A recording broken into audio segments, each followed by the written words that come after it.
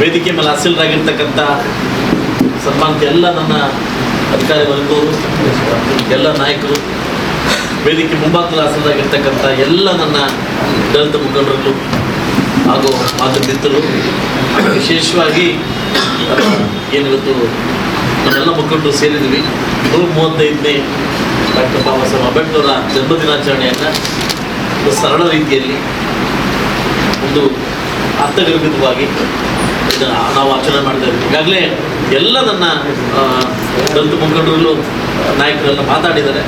ಅಂಥ ಮಹಾನ್ ಭಾವನ ಬಗ್ಗೆ ಮಾತಾಡ್ತಕ್ಕಂಥ ಅರ್ಹತೆ ನನಗೆ ಇದೆಯೋ ಇಲ್ಲ ಅಂತ ಗೊತ್ತಿಲ್ಲ.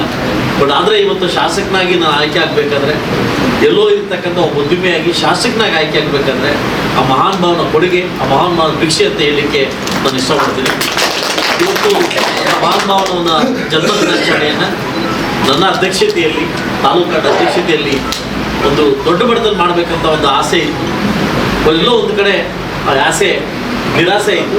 ಕೆಲವು ತಿಂಗಳಲ್ಲಿ 2 ತಿಂಗಳ ಒಳಗಡೆ ದೊಡ್ಡ ಮಟ್ಟಿಗೆ ಇಡೀ ನಮ್ಮ ಮುಳಬಾಗಿಲು ತಾಲೂಕಿನ ಎಲ್ಲ ಹಳ್ಳಿ ನನ್ನ ದಲಿತ ಮುಖಂಡರನ್ನು ಮತ್ತು ಎಲ್ಲ ಜನರನ್ನು ಕರೆದು ಒಂದು ದೊಡ್ಡ ಮಟ್ಟಕ್ಕೆ ಆಚರಣೆ ಮಾಡ್ತಕ್ಕಂಥ ವಿಜೃಂಭಣೆ ಕಾರ್ಯಕ್ರಮ ಇಟ್ಕೊಂಡಿದ್ದೆ ಅಂತ ಹೇಳ್ತಾ, ಇವತ್ತು 135 ದಿನಾಚರಣೆ ತುಂಬ ಅರ್ಥಗರ್ಭಿತ ಕನ್ಯಾಕುಮಾರಿಯಿಂದ ಕಾಶ್ಮೀರ ತನಕ ಈ ಕಾರ್ಯಕ್ರಮವನ್ನು ತುಂಬ ವಿಜೃಂಭಣೆಯಿಂದ ದೇಶ ಮಾಡ್ತಾರೆ. ಆ ದೇಶ ಕಂಡಂತೆ ಕೂಡ ನಾವು ಕೂಡ ಮುಳಬಾಗಿಲು ತಾಲೂಕಲ್ಲಿ ನಿಮ್ಮೆಲ್ಲರ ಸಮ್ಮುಖದಲ್ಲಿ ಕಾರ್ಯಕ್ರಮವನ್ನು ನೆರವೇರಿಸ್ತಾ ಇದ್ದೀವಿ. ದಯವಿಟ್ಟು ಯಾರು ಅನ್ಯತೆ ಮಾಡಬಾರ್ದು. ಯಾಕಂದರೆ ಈ ಕಾರ್ಯಕ್ರಮ ನಾನು ಬಂದಾಗಿಂದ ಇಷ್ಟು ಸರಳ ಕಾರ್ಯಕ್ರಮ ಇದೆ ಅಂತ ನನ್ನ ಭಾವನೆ. ಇವತ್ತು ನೆನ್ನೆಲ್ಲ ಕೋಲಾರ ಬಂದಾಗ ರಾತ್ರಿ ನನಗೆ ಒಂಥರ ಶಾಕ್ ಆಯಿತು. ಇಷ್ಟು ವಿಜೃಂಭಣೆ ಮಾಡ್ತಾರೆ ಕೋಲಾರದಲ್ಲಿ ಅಂತ. ಅದಕ್ಕಿಂತ ಹೆಚ್ಚಿನ ಒಂದು ವಿಜೃಂಭಣೆಯಿಂದ 2 ತಿಂಗಳೊಳಗಡೆ ಮಹಾನ್ ಭಾವನ ಗೋಪುರ ಓಪನ್ ಮಾಡೋ ಮುಖಾಂತರವಾಗಿ ನಾನು ಮಾಡಿಕೊಡ್ತೇನೆ ಅಂತ ಹೇಳ್ತಾ, ಬಹುಶಃ ನಮ್ಮ ಆರ್ಕೆಯವರು ಹೇಳ್ತಾ ಇದ್ರು. ಯಾಕಂತಂದರೆ ನಾನು ಕೂಡ ಇಲ್ಲಿ ತನಕ ಎಲ್ಲೂ ಕೂಡ ನಾನು ಕ್ಯಾಸೆಟ್ ಯೂಸ್ ಮಾಡ್ಕೊಂಡಿಲ್ಲ. ಫಸ್ಟ್ ಟೈಮ್ ನಾನು ಮುಳಬಾಗಿಲನ್ನು ಯೂಸ್ ಮಾಡ್ಕೊಂಡಿದ್ದೆ. ಸೊ ನಾನು ಮುಳಬಾಗಿಲಕ್ಕೆ ಏನಕ್ಕೆ ಬಂದೆ, ಏನಕ್ಕೋಸ್ಕರ ಬಂದೆ ಅಂತ ಅಂಬೇಡ್ಕರ್ ಅವರ ಉದ್ಘಾಟನೆಯಲ್ಲಿ ನನ್ನ ಮಾತುಗಳು ಕೆಲವು ಹೇಳೋದಕ್ಕಂಥ ವಿಷಯ ಇದೆ. ಯಾಕಂದರೆ ಈಗ ತಾನೇ ಬಾಯಿ ಮಾತು ಹೇಳ್ತಾ ಇದ್ರು. ಯಾಕಂದರೆ ಬೇರೆ ಶಾಸಕರ ಬಗ್ಗೆ ಹೇಳ್ತಾ ಇದ್ರು. ನನಗೇನು ಅರಿವಿಲ್ಲ, ನನಗೇನು ನೋವಿಲ್ಲ. ಯಾಕೆ ನಾನು ಬಂದಿರ್ತಕ್ಕಂಥ ಕಾರ್ಯಕ್ರಮ ಕಂಪ್ಲೀಟ್ ಮಾಡಿ ಹೋಗೋದು ನನ್ನ ಧರ್ಮ. ನಾನು ಯಾರ ಬಗ್ಗೆ ನನ್ನ ಚಿಂತೆ ಇಲ್ಲ. ಯಾಕಂದ್ರೆ ಈತ ಕೊಟ್ಟಿರ್ತಕ್ಕಂಥ ಭಿಕ್ಷೆಯನ್ನು ನಾನು ಕೊಟ್ಟಿರ್ತಕ್ಕಂಥ ಜನಕ್ಕೆ ನಾನು ಒಬ್ಬ ಉದ್ಯಮಿಯಾಗಿ ನನ್ನ ಬಗ್ಗೆ ಹೇಳ್ಕೊಂಡ್ರೆ ಅದು ಕಡಿಮೆ ಆಗ್ತದೆ ಅಂತಲ್ವ. ನಾನು ಒಬ್ಬ ದಲಿತ ಉದ್ಯಮಿಯಾಗಿ ನನ್ನ ಕನ್ಯಾಕುಮಾರದ ಕಾಶ್ಮೀರ ತನಕ ಸುಮಾರು 86 ಕಂಟ್ರಿದ ನನ್ನ ಕಂಪ್ನಿ ಇದೆ. ನನಗೆ ಅದು ಅವಶ್ಯಕತೆ ಇಲ್ಲ. ಇಲ್ಲೇನೋ ದುಡ್ಡು ಮಾಡಬೇಕು, ಇನ್ನೊಂದು ಮಾಡಬೇಕು, ಎತ್ಕೊಂಡು ಓಡೋಗ್ಬೇಕು ಅಂತ ಇಲ್ಲಿಗೆಂದು ನಾನು ಬಂದಿಲ್ಲ. ಈ ಜಾತಿಯಲ್ಲಿ ಹುಟ್ಟಿ ಈ ಜಾತಿಗೆ ಏನಾದರೂ ಮಾಡಬೇಕಂತ ಕಾರಣಕ್ಕೋಸ್ಕರ ಮಾಡಿದೆ. ನಾನು ಇನ್ನೂ ಕಂಪ್ಲೀಟ್ ಮಾಡಿಲ್ಲ. ಅದನ್ನೇ ಹೇಳ್ತೀನಿ. ನಾನು ಯಾವ ಉದ್ದೇಶದಿಂದ ಮುಳಬಾಗಿಲು ತಾಲೂಕು ಬಂದಿದ್ದೀನಿ, ಯಾವ ಉದ್ದೇಶಕ್ಕೂ ಬಂದಿದ್ದೀನಿ, ಯಾವ ಮನಸ್ಸಿಟ್ಟು ಬಂದಿದ್ದೀನಿ, ಅದನ್ನು ನಾನು ಮನಸ್ಫೂರ್ತಿ ಕಂಪ್ಲೀಟ್ ಮಾಡಿಲ್ಲ. ಕಂಪ್ಲೀಟ್ ಮಾಡಿದಾದ್ಮೇಲೆ ನಾನು ನಿಮ್ಮ ಹತ್ರ ಒಂದು 2 ವಿಷಯನ ನಾನು ಮಾತಾಡ್ತೀನಿ. ನನಗೆ ಈ ಜಾತಿ ಬಗ್ಗೆ, ಈ ಹರಿವು ಬಗ್ಗೆ, ನನಗೆ ಅದ್ರ ಬಗ್ಗೆ ಇದ್ರ ಬಗ್ಗೆ ನನಗೆ ನಂಬಿಕೆ ಇಲ್ಲ.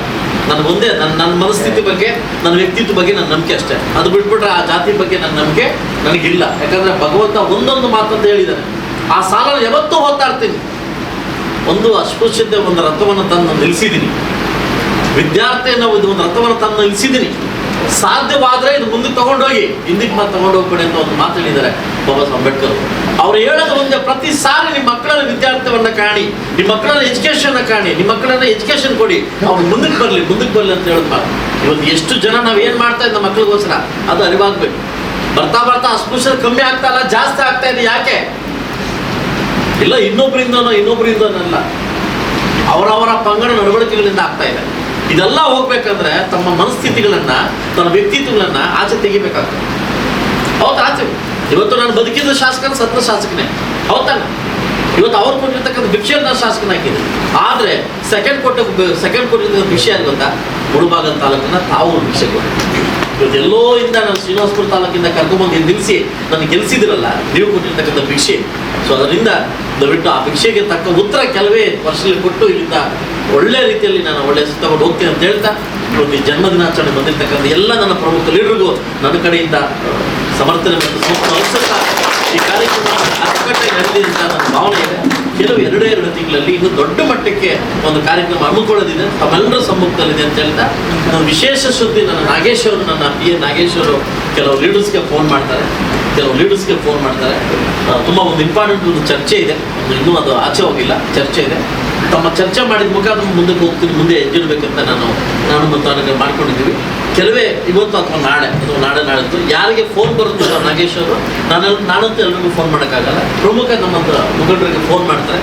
ದಯವಿಟ್ಟು ಒಂದು ಪ್ಲೇಸ್ಗೆ ನಾವು ಸೇರಿ ಒಂದು ತೀರ್ಮಾನಕ್ಕೆ ಬರಬೇಕು ಅಂತ ಹೇಳ್ತಾ ಇದ್ದೀನಿ. ಆ ವಿಷಯ ಏನಂತ ನಾಗೇಶ್ವರ ಹೇಳ್ತಾರೆ ಅಂತ ಹೇಳ್ತಾ ನಾಳೆ ಅಥವಾ ನಾಳಿದ್ದು ಕರೀತಾರೆ, ದಯವಿಟ್ಟು ಬರಬೇಕು ಅಂತ ಹೇಳ್ತಾ, ದಯವಿಟ್ಟು ಬರಬೇಕು, ಅದನ್ನು ನಾವು ಚರ್ಚೆ ಮಾಡಿ ಮುಂದಕ್ಕೆ ಹೋಗ್ಬೇಕು ಅಂತ ಹೇಳ್ತಾ ಅವಕಾಶ ಕೊಟ್ಟಿದ್ದಕ್ಕೆ ತಮ್ಮೆಲ್ಲರಿಗೂ ಒಂದು ಸಹ ನಾನು ಮಾತು ಮುಗಿಸ್ತಿದ್ದೆ. ಜೈ ಭೀಮ್.